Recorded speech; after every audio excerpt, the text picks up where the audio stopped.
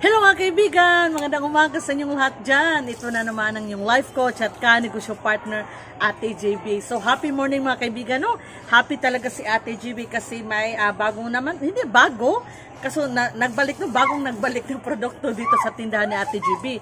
And tsaka nga kaya pala ako magbibigay ngayon ng another vlog, another useful content kasi kaibigan, napakahalaga po nito. Malaking tulong ito, dear friends, sa iyo, sa ating lahat bilang isang sari-sari store owner. Kaya naman kaibigan, pag nagustuhan mo ang aking video at hindi ka pa nakasubscribe kay Ate JB, sana naman mag-subscribe ka na kay Ate JB and then pakihit na rin notification bell para mapanood mo rin yung other videos ko na tiyak makakatulong sa iyong pag-asenso. And sana kaibigan, pakishare na rin para mas marami pa tayong matulungan.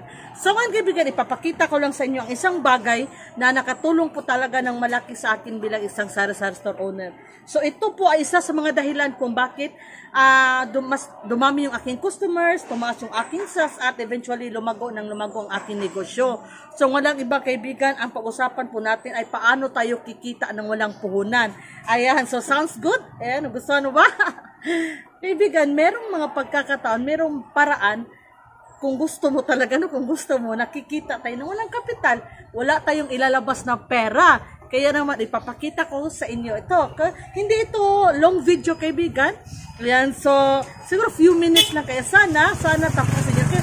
Kasi makakatulong po ito sa inyo, kaibigan. Kaya kung hindi mo pa ito na-try, kung wala pa ito sa iyong tindahan, sana naman subukan mo rin. Natitiyak ko, kaibigan, katulad kay Ate JB, lalago rin po ang inyong sari-sari store business. So ito na yung deliver sa atin, kaibigan, mga paninda, bagong dating lang, ang sarap. So yung nag-deliver, kaibigan, ay nandoon sa labas, ayan, kumukuha pa sila ng stocks, ayan, so mapupuno na naman ang tindahan ni Ate JB, ilagay ko dyan sa harap mga kaibigan, yung bago nating stocks na mga biscuit ba tawag sa Tagalog?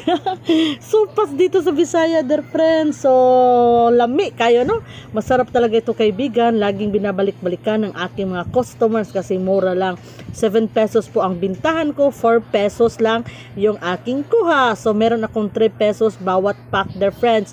Magandang negosyo talaga, kaibigan. Napaka-fast moving at ang maganda pa nito, libre ang puhunan ngayon kasi babalikan pa nila yung bayad ko. Ito yung tinatawag na consignment, kaibigan. So ano pang hinihintay nyo, Kung gusto mong kumita ng walang puhunan, i-try mo ito, kaibigan. Maghanap ka ng punding mag-consignment sa tindahan mo, okay?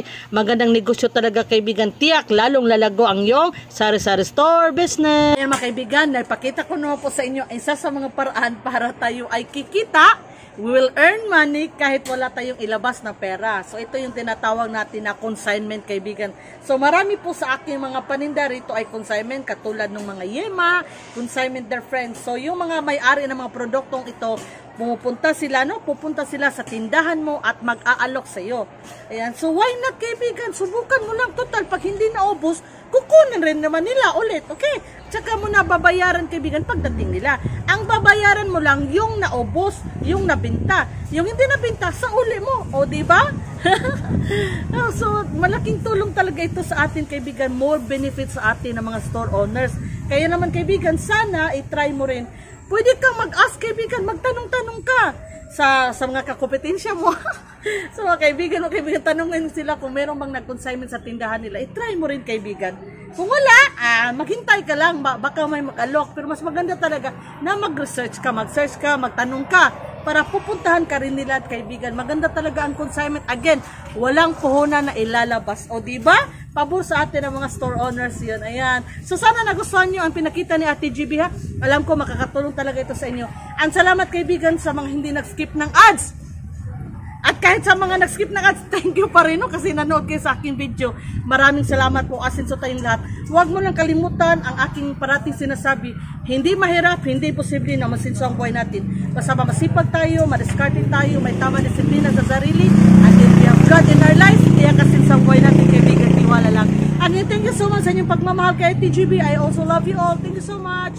God bless.